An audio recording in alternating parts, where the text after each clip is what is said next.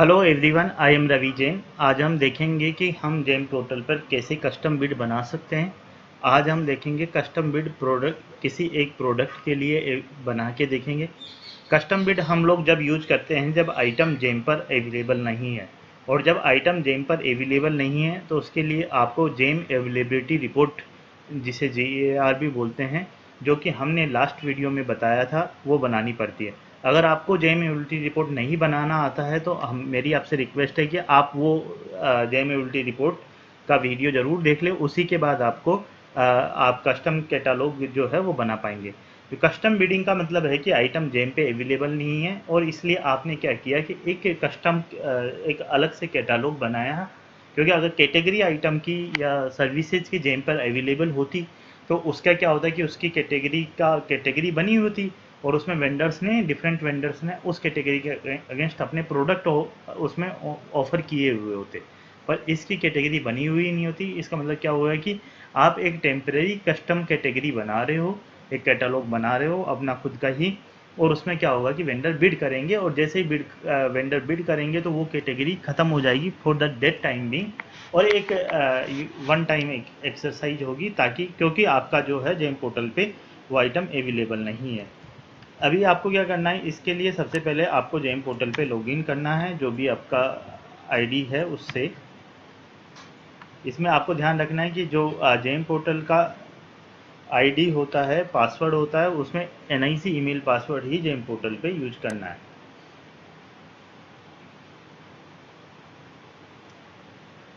आप इस पे जैसे ही लॉगिन करें तो डैशबोर्ड पे जाइए, और जो हमने जेम नॉन एबिलिटी रिपोर्ट बनाई है लास्ट, उसका यूज करते हुए हम लोगों को क्या करना पड़ेगा, सबसे पहले कस्टम कैटालॉग बनाना पड़ेगा। और कस्टम कैटालॉग बनाना पड़ेगा तो, और जेम एबिलिटी रिपोर्ट कैसे बनाते हैं वो आप जाके देख सकते हैं, हमने बताया था, बहुत ही सिंपल है, एक दो स्टेप्स में बन सकती है। अभी हम लोग डायरेक्टली ऑलरेडी क्रिएटेड जेन नॉन एबिलिटी रिपोर्ट ले रहे हैं। तो जैसे आप जेन नॉन एबिलिटी रिपोर्ट, जैसे मैंने बहुत सारी चीज़ों के लिए बनाई हुई है, तो ये हमने जैसे जो हम जेम नॉन एबिलिटी रिपोर्ट लिया, तो यहाँ पर दो ऑप्शन आता है, ये रिपोर्ट शो करता है, डाउनलोड करने का ऑप्शन आता है, और साथ में ऑप्शन आता है कस्टम कैटलॉग क्रिएट करने का। तो आप इस पर क्लिक करिए और कस्टम कैटलॉग आप क्रिएट करिए। आप चाहे तो कोई, अगर आपने पहले क्रिया इस कैटेगरी के कैटलॉग बना लिया तो उसको यूज कर सकते। कैटलॉग का मतलब कि आपकी स्पेसिफिकेशन क्या है, आपकी प्राइस क्या है, और उसके हिसाब से आप कस्टम कैटलॉग, तो आपको क्या करना है, सिर्फ क्रिएट कस्टम कैटलॉग पे क्लिक करना है।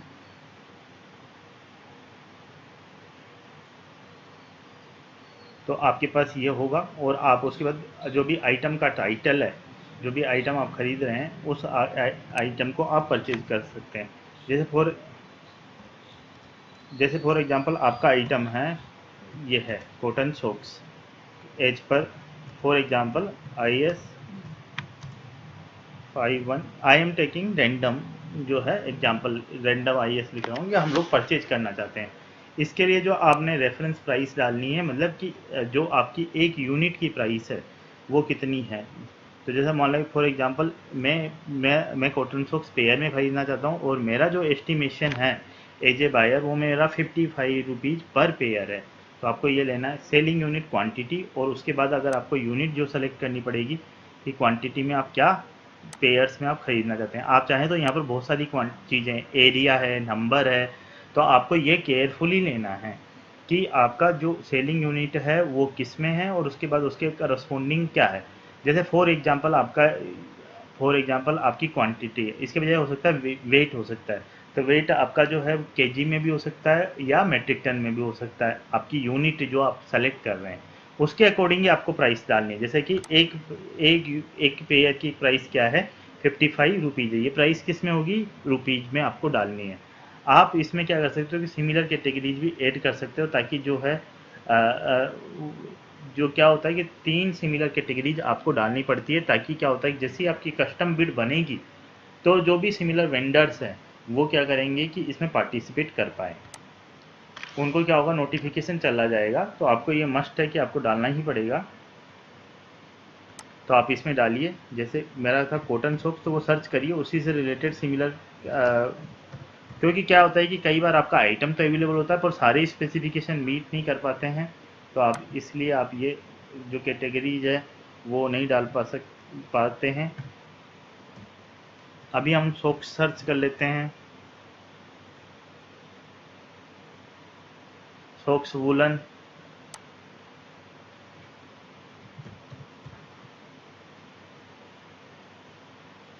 सॉक्स मेंस वूल डिफेंस, ये हमने डाल लिए 3 कैटेगरी। जो कि अब क्या होगा कि ये 3 कैटेगरी डालते, इन कैटेगरी ये क्या है, ऑलरेडी एग्जिस्टिंग कैटेगरीज है सिमिलरली। तो जैसे ही हम बिड पब्लिश करेंगे तो इन कैटेगरीज के वेंडर्स को नोटिफिकेशन चला जाएगा कि ये एक कस्टम की बिड पब्लिश हुई है, आप इसमें पार्टिसिपेट कर सकते हैं। तो ये इस पर्पज़ के लिए किया जाता है, ताकि क्योंकि कस्टम बिड आप पब्लिश कर रहे हैं तो सभी वेंडर्स को ज़्यादा से ज़्यादा पता नहीं चलेगा। जैसे कैटेगरी, तो उस कैटेगरी में जो भी वेंडर ऑन बोर्डेड है, उस कैटेगरी में जिन जिन वेंडर ने अपना प्रोडक्ट ऑफर किया हुआ है, ऑलरेडी अवेलेबल कैटेगरीज है, उन केसेज में तो क्या हुआ, उनके पास नोटिफिकेशन चला जाता है उस कैटेगरी के अगर बिड पब्लिश। इस केस में कैसे जाएगा, तो क्या होता है कि कस्टम बिड हम लोग तब भी यूज करते हैं जब कैटेगरी है उसमें इवन 5 स्पेसिफिकेशन एडिशनल डालने का ऑप्शन भी आता है जब बिड बनाते हैं, फिर उसके बावजूद भी आपके स्पेसिफिकेशन मीट नहीं हो पा रहे हैं, तब आप क्या करते हो, कस्टम बिड बनाते हो। उसके अलावा आपको कस्टम बिड नहीं बनानी है, ये भी ध्यान रखना है। अदरवाइज क्या है कि अभी एक नोटिफिकेशन भी रिलीज हुआ है, तो वो ध्यान रखना है। और उसके बाद जैसे मैंने ओके किया तो हम लोग इसको करते जाएंगे। फिर उसके बाद आपको क्या करना है कि HSN कोड है, पर ये मस्ट नहीं, तो आप इसको भी छोड़ सकते हैं। और आपको स्पेसिफिकेशन जो भी डॉक्यूमेंट है वो अपलोड करना पड़ेगा इसमें। तो सपोज करो कि हम एक स्पेसिफिकेशन डॉक्यूमेंट अपलोड कर देते हैं और उसके बाद आप सेव कर दीजिए इसको। तो क्या होगा, आपका कस्टम कैटलॉग क्रिएट हो जाएगा। फिर उसके बाद आप इसको पब्लिश कर दीजिए और उसके बाद क्या होगा, सम टाइम में कुछ भी आ, आ, कुछ थोड़ी सी देर में ही वो कैटलॉग आपके पास अवेलेबल हो जाएगा। एक बार आपको वापस से लॉगिन करना पड़ेगा, क्योंकि यहाँ पर हमने मार्केट पे क्लिक कर दिया था तो वो नॉर्मल आउटसाइड गेम हो गया था।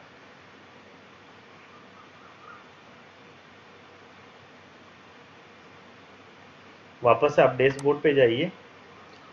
यहाँ पर आप देखिए कि ये दिया हुआ है कि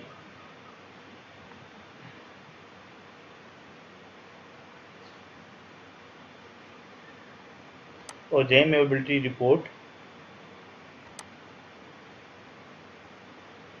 अब आप क्या कर सकते हो, जब इसमें जो ये है क्रिएट कस्टम कैटलॉग पे हमने क्लिक किया था, तो आप जैसे करेंगे तो वो जो हमारे पास कैटलॉग हमने बनाया है, अब उसके बाद अब क्या हुआ, कैटलॉग बन गया है। तो अब आप व्यू कर सकते हो, आपको करना है यूज क्रिएटेड कैटलॉग, तो आपको उसको क्या करना है, यूज करना है। और इसमें क्या होगा कि आप जैसे ही इसको क्लिक करोगे तो आपको बस इसको क्लिक करना है और इसको क्लिक करना है ऐड टू कार्ट पर। और यहाँ पर आपको जो है डिलीवरी लोकेशन डालनी है और क्वांटिटी। यहाँ पर जो भी क्वांटिटी आप डालेंगे, जैसे मैंने डाली 10,000 मेरी क्वांटिटी है, तो मैंने ये क्वांटिटी डाल दी है 10,000। और यहाँ पर मैंने ऐड टू कार्ट इसको कर दिया है।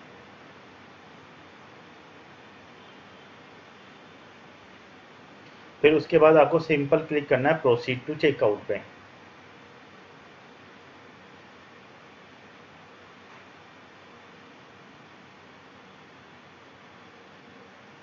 आपने स्पेसिफिकेशन ऑलरेडी डाले हुए हैं, तो आपको स्पेसिफिकेशन दोबारा डालने की ज़रूरत नहीं है, वो स्पेसिफिकेशन आपके बिड का एज इट इज पार्ट बन जाएंगे। फिर उसके बाद आपको कंटिन्यू करना है और उसके बाद आपको जो भी आपका कंसाइनी है उसका जो डिलीवरी पीरियड है वो स्पेसिफाई करना है। जैसे डिलीवरी डेज फॉर एग्जांपल आप इनको 60 डेज में डिलीवरी चाहते हैं, तो 60 डेज में आप स्टेगर डिलीवरी चाहते हैं, तो अभी स्टेगर डिलीवरी भी लोट वाइज अगर आप चाहते हैं कि मान लो कि आप जो अपने 10,000 क्वांटिटी है उसमें 5,000 क्वांटिटी आप चाहते हैं कि वो 30 डेज में डिलीवर हो जाए, और जो बाकी क्वांटिटी है 5,000 क्वांटिटी वो 31 से 60 डेज के बीच में डिलीवर हो जाए, तो आप स्टेगर डिलीवरी भी इसमें डाल सकते हैं। तो इसके बाद आपको सेव करना है सिंपल। इसके बाद आपने सेव किया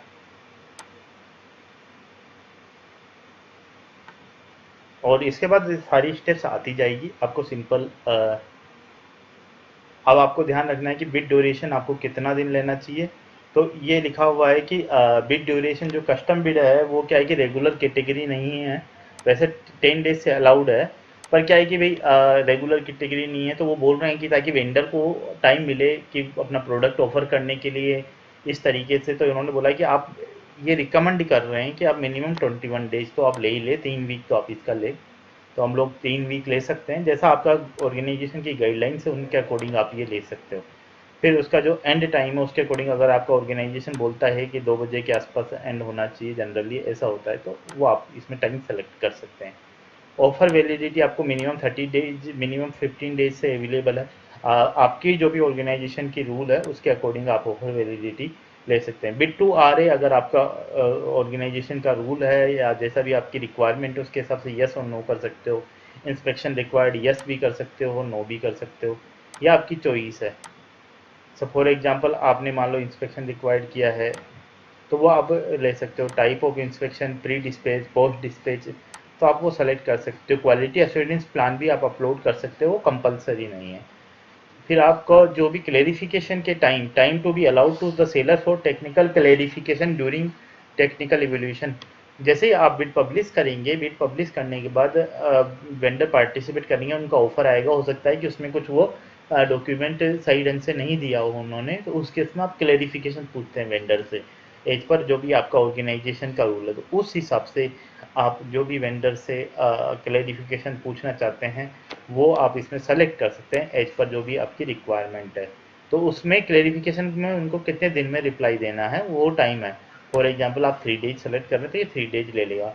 उसके अलावा आता है कि एस्टिमेटेड वैल्यू जो होता है इसको भी आप चेंज कर सकते हैं। हो सकता है कि कार्ड बनाते टाइम आपने कुछ डाला हो, पर मैं इसको चाहूँ तो इसको एस्टिमेटेड वैल्यू को मैं ये भी कर सकता हूँ, कोई इशू नहीं है। और उसके अलावा अगर कंप्रेहेंसिव मेंटेनेंस कॉन्ट्रैक्ट रखना चाहते हैं, प्राइस वेरिएशन क्लोज रखना चाहते हैं, वो सब आपको ध्यान रखना है। और आप उसके हिसाब से टर्म्स ऑफ डिलीवरी दिया हुआ है कि फ्री डिलीवरी एट साइट होगी, डॉक्यूमेंट है। आईटीसी बेस्ड इवेल्यूशन अगर आप चाहते हैं तो जनरली ये नहीं होता है, नो कर दीजिए। और नोटिफाइड बायर भी नहीं होते हैं तो आप नो, फिर भी आपकी जो भी ऑर्गेनाइजेशन के रूल है तब भी जैसे भी आप नो करेंगे तब भी एक बार सेव करने के लिए बोलेगा, तो आप उसको सेव कर दीजिए। ये जो है जीएसटी से रिलेटेड डिटेल्स है, तो आप अपने जो फाइनेंस है उससे कंसल्टेशन के साथ इन चीज़ों को डिटेल में फिल कर सकते हैं। आप चाहो तो एडिशनल स्कोप ऑफ वर्क जो भी आपका बिड का है वो अपलोड कर सकते हैं, ये बिड डॉक्यूमेंट के साथ अवेलेबल रहेगा। अब आप उसके साथ टर्नओवर क्राइटेरिया भी आप चाहें तो वो फिल कर सकते हैं। तो ये लाख्स में जाएगा, 2 लाख रुपीज ओनली। और ये जो क्राइटेरिया है वो उनको आपको दिख, या आपका कोई क्राइटेरिया नहीं तो आप इसको लीव भी कर सकते हो। फॉर एग्जांपल अभी हम कुछ नहीं डाल रहे हैं। ऐसे सिमिलरली पास्ट परफॉर्मेंस रिक्वायर्ड है सेम और सिमिलर सर्विस के लिए, ये भी आप डाल सकते हैं। और ये जो है इसमें क्या होता है कि आप 1 2 3 ऐसे डाल सकते हैं पास्ट परफॉर्मेंस। सिमिलरली ये जो है ओईएम का टर्नओवर है, एडिशनल क्राइटेरिया जो है कि वो आप डालना चाहते हैं एवरेज ऑफ ओईएम, जो कि सपोज करो ओईएम का मतलब है ओरिजिनल इक्विपमेंट मैन्युफैक्चरर। हो सकता है कि जो आपका सेलर है वो एज ए ओईएम पार्टिसिपेट नहीं कर रहा हो, वो किसी का प्रोडक्ट ऑफर कर रहा हो किसी और मैन्युफैक्चरर का, तो उसके लिए भी आप क्राइटेरिया डाल सकते हैं। और इसमें आपको डॉक्यूमेंट अगर सेलर से बिड के टाइम चाहिए तो आप उनको यस कीजिए। और अगर आपको एक्सपीरियंस क्राइटेरिया के डॉक्यूमेंट चाहिए, पास्ट परफॉर्मेंस के चाहिए, टर्नओवर के चाहिए, ओईएम के ऑथोराइजेशन सर्टिफिकेट चाहिए। फॉर एग्जांपल मेरे को ओईएम का ऑथोराइजेशन सर्टिफिकेट चाहिए अगर बिडर वैसे या कोई और आपने एटीसी क्या होती है हम लोग देखेंगे। अभी हम लोग इसको सेलेक्ट करें। एडीसी का मतलब होता है एडिशनल टर्म्स एंड कंडीशन, जो कि बिड में हमें लास्ट में डालने का ऑप्शन आएगा। तो वो भी हम लोग इसमें सेलेक्ट कर सकते हैं कि मुझे एक डॉक्यूमेंट 1 कर लीजिए 3 के बजाय। मान लो फॉर एग्जाम्पल को आपने उसमें 3 डॉक्यूमेंट और स्पेसिफाई किए हुए कि मेरे को ये अंडरटेकिंग चाहिए, वो अंडरटेकिंग चाहिए, तो वो आप डाल सकते। उसके अलावा आप प्री बिड इंटरेक्शन रिक्वायर, अगर प्री बिड करना चाहते हैं तो प्री बिड से पहले तो वो कब करना चाहते हैं, वेन्यू डिटेल चाहिए, वो सब आप इसमें फिल कर सकते हैं, तो ताकि वेंडर वो आके अटेंड कर सके वो कौन सी डेट है। उसके अलावा कस्टम बिड के लिए आप अप्रूवल भी अपलोड कर सकते हैं, ये कंपलसरी नहीं है, तो इसको आप छोड़ भी सकते हैं। पर जैसे आप इसको करेंगे उस टाइम आपको क्या होगा कि आपको यहाँ क्लिक करना पड़ेगा कि भाई मैंने ये एक अंडरटेकिंग है कि आई सर्टिफाई दैट मैंने कॉम्पिटेंट अथॉरिटी को बता दिया कि कस्टम कैटलॉग क्यों बनाया। हमने जेम ARPTS मतलब GeM auditory report and past transaction जो समरी है उससे कॉम्पिटेंट अथॉरिटी सेटिस्फाई है कि आइटम नहीं अवेलेबल है, या जो भी कैटलॉग अवेलेबल है उसमें 5 पैरामीटर हम एडिशनली डाल सकते हैं। उसके बावजूद भी हम लोग जिनसे जो एग्जिस्टिंग कैटेगरी है उनसे परचेज नहीं कर सकते। ये लोग जो ये अंडरटेकिंग लेते हैं बार बार, उनका पर्पज ये है कि कई बार आप ऐसा तो नहीं कर रहे हो कि ताकि सब वेंडर नहीं आए और आपके सेलेक्टेड वेंडर आए, उसको ही उसको उस चीज़ को वैसा करने चाहने के लिए आप कस्टम कैटेगरी तो नहीं कर रहे, इसलिए आपसे पूरा अंडरटेकिंग लेता है और आपको ध्यान रखना है पूरा कि आप अगर नॉर्मल कैटेगरी से पॉसिबल है तो नॉर्मल कैटेगरी से ही आपको प्रोक्योरमेंट करना है। और एमएससी को कोई एग्जामेशन देना चाहते हो तो आप यस और नो भरना पड़ेगा। स्टार्टअप को कुछ एग्जामेशन देना चाहते हो वो आपकी गवर्नमेंट ऑर्गेनाइजेशन की पॉलिसी के अकॉर्डिंग है। प्री बिड इंटरेक्शन अभी हम नो कर देते हैं और ये हमारा सेव हो गया। उसके अलावा आपको अगर ईएमडी रिक्वायर्ड है तो वो भी आप फिल कर सकते हो। सपोज करो मेरा जो रूल है कि वो मैं 1% आपको लग सकता है। एडवाइजरी बैंक का आपकी कोई डिटेल है तो वो आप फिल कर दीजिए। एडवाइजरी बैंक वो है जिस पे भी कोई भी बैंक कोई भी बिडर अगर ईएमडी देगा तो वो एडवाइजरी बैंक के पास उसका एसएफएमएस मैसेज आ जाएगा। उसको भी हम लोग किसी टाइम समझाएंगे, पर बेसिकली आपको ये सेलेक्ट करना है एज पर आपका।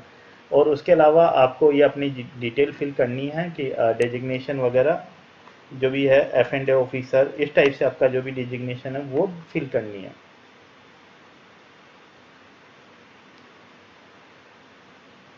इसमें हाँ, इसमें आपको सिक्योरिटी डिपॉजिट डिटेल्स वो हमने ईएमडी हुआ, सिमिलरली सिक्योरिटी डिपॉजिट जो वह है ईपीपीजी, यस और नो तो आप यस कर दीजिए क्योंकि ये रिक्वायर्ड होती है। और अभी भारत सरकार का रूल है 2023 मार्च तक ये 3% है। जो भी सेंट्रल गवर्नमेंट के ऑर्गेनाइजेशंस हैं उनके लिए तो ये एप्लीकेबल है। इसमें भी सिमिलरली इसमें लिखा होता है कि ये जो डॉक्यूमेंट होता है ईपीबीजी उसका भी फॉर्मेट दिया हो जेम पोर्टल में। जिन भी वीडर्स को कॉन्ट्रैक्ट अवार्ड होता है उनको वो ईपीबीजी सबमिट करनी होती है। तो आपको ये ध्यान रखना है कि ये जो ईपीबीजी डॉक्यूमेंट है या जो ईएमडी और एसडी में जो डिफरेंस है उसके लिए भी हमने एक अलग से वीडियो बनाया हुआ है। और ये जो आपको ध्यान रखना है कि उससे ताकि आपको अंडरस्टैंडिंग हो जाए। और ईपीबीजी का जो ड्यूरेशन है जनरली आपका जो भी टाइम कंप्लीट जो भी आपका डिलीवरी शेड्यूल है उसके 2 मंथ के बाद या वारंटी पीरियड के 2 मंथ के बाद रहता है। तो ये लिखा हुआ है। तो आप जैसे बिड बनाएंगे आपको दिखाई देगा, आप इसके हिसाब से आपका जो भी ऑर्गेनाइजेशन की रूल है पॉलिसी है उसके हिसाब से सेलेक्ट कर सकते हैं। आप उसमें आपको पूछेगा, अब आप सेलेक्ट करें कि आपने पार्ट क्वांटिटी अलाउड है कि बिडिंग की, यस से या नो कर दीजिए। ऐसे स्प्लिटिंग रिक्वायर्ड है कि जैसे आप 2 बिडर में आपको ऑर्डर तोड़ना है या नहीं तोड़ना है वो आप देख सकते हैं। फिर आप रख सकते हैं कि एमआईआई का मतलब make in India class 1 local supplier के लिए बिड रिजर्व करना चाहते हैं तो नहीं।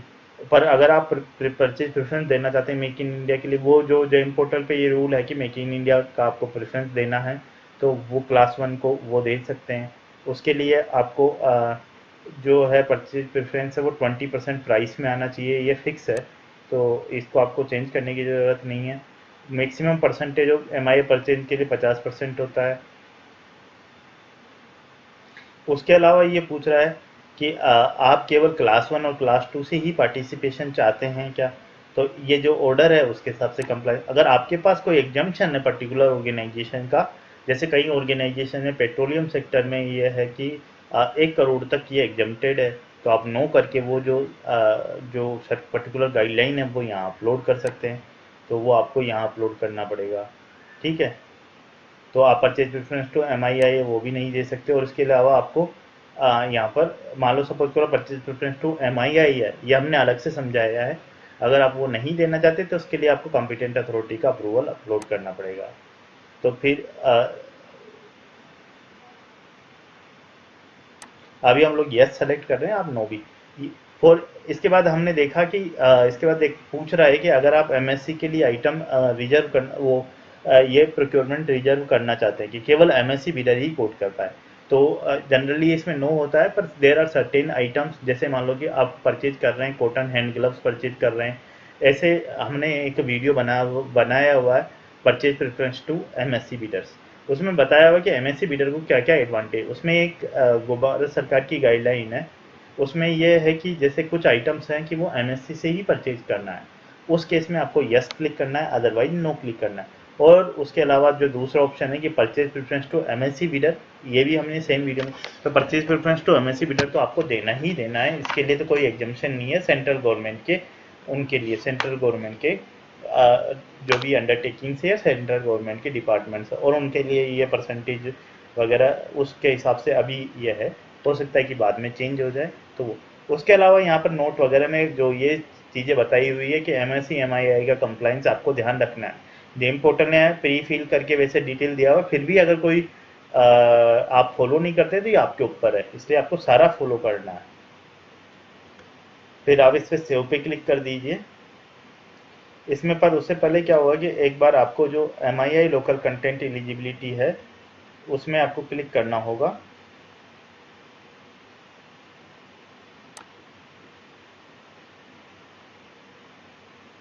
तो यहाँ पर क्या आता है, ये आता है ये एरर आएगा, तो यहाँ पर आपको ये लिखा होगा कि जो लोकल कंटेंट है क्लास 1 सप्लायर के लिए 50% होता है और क्लास 2 के, ये इसलिए इन्होंने डाला है कि ये कई बार चेंज होता रहता है।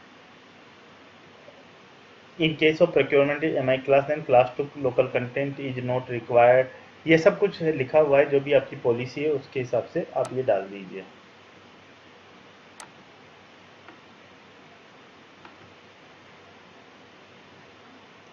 फिर उसके बाद क्या होता है कि आपको एडिशनल टर्म्स एंड कंडीशन डालने का ऑप्शन आता है। हमारी बिट इनको हम लोग बोलते हैं एटीसी, तो इन्होंने क्या additional terms and condition, for example इसमें क्या है कि बहुत सारी कंडीशंस जो है कि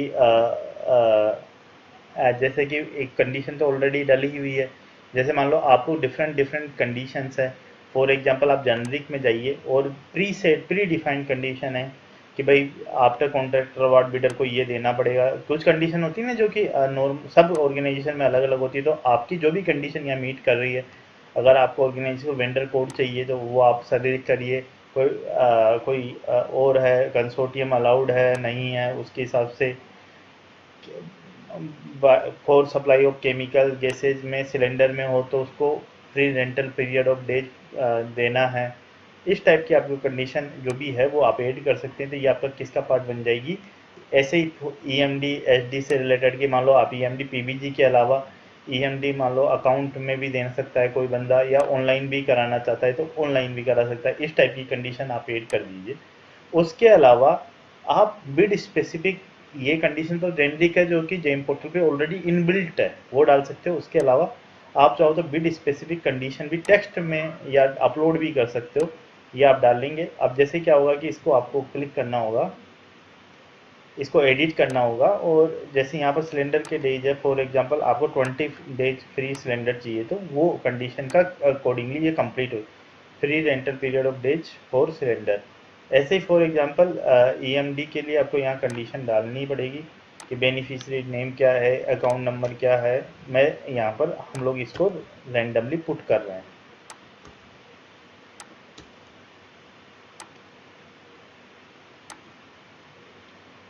तो ये पूरा क्लोज कंप्लीट हो जाएगी, in the name account number ये दिस आएगा। और इसीलिए सिमिलरली ये जो है इसको भी हम अपडेट कर देते हैं, तो ये हमारे पास अपडेट हो जाएगा। ऐसे ही सिमिलरली आप ये क्लोज है, इसमें क्या होगा कि आपको टेक्स्ट में कंडीशंस डाल सकते हो, जैसे फर्स्ट कंडीशन आपने डाली कि सेकेंड कंडीशन या डाली, आपको ऐसे सारी कंडीशन जो भी आपकी एडिशनल टर्म्स एंड कंडीशन है, इसमें आपको ध्यान रखना है कि इसमें कंडीशंस में लिखा हुआ है कि ये दीज कंडीशन जो हैं आफ्टर ड्यू अप्रूवल है कंपिटेंट अथॉरिटी का, उसके बाद ही डाल रहे हैं। आपने जो एटीसी के जो क्लोजेज है जो इनबिल्ट है प्री बिल्ट है उनको हमने देख लिया है, एग्जिस्टिंग एटीसी लाइब्रेरी जो है वो हमने देख लिया है, और उसके अलावा उसके बावजूद भी क्लोज अवेलेबल नहीं, इसलिए मैं यहाँ पर डाल रहा हूँ। और उसमें हमें ध्यान रखना है कि ये कंडीशन से कोई हम लोग कोई मॉडिफिकेशन नहीं कर रहे हैं, टेक्निकल स्पेसिफिकेशन का कोई वेंडर को रिस्ट्रिक्शंस नहीं कर रहे हैं, इस टाइप का कंडीशंस है। तो इसके बाद अपडेट कर दीजिए, और उसके बाद तो ये आपने कंडीशन डालेंगे, इसके बाद आपको सबमिट क्लिक करना है, तो इसके बाद ये ओके हो जाएगा। फिर उसके बाद आपको I agree to the terms and condition जो जेम पोर्टल पे दी होती है वो सारी एप्लीकेबल रहती है। उसके बाद आपका ये बीट डॉक्यूमेंट है, इसको ये आपका बीट डॉक्यूमेंट बन जाएगा, इसमें सारी कंडीशन जो हमने डाली है वो सब आ जाएगी। आप देखिए। और उसको पहले हम देखने से पहले क्या होता है कि आपको ओटीपी करने के का तरीका है या ई साइन करना है या डीएससी का जो तरीका है, उससे आप ये जो है इस बिट को पब्लिश कर सकते हैं। अब आपके पास जो ये डॉक्यूमेंट है ये बन के आ जाएगा कि इसमें जो एंड डेट है, टाइम आ जाएगा, ऑफर वैलिडिटी, किसने पब्लिश किया है, ये सब डिस्प्ले आ जाएगी। क्या इंस्पेक्टिंग अथॉरिटी है, ईएमडी क्या परसेंटेज है, ईएमडी एग्जम्पशन के लिए क्या प्रोसेस है।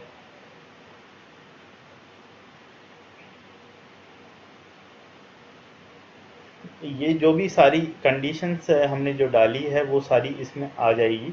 और जो भी purchase preference to make in India वाला क्या क्लोज है वो सब आ जाएगा।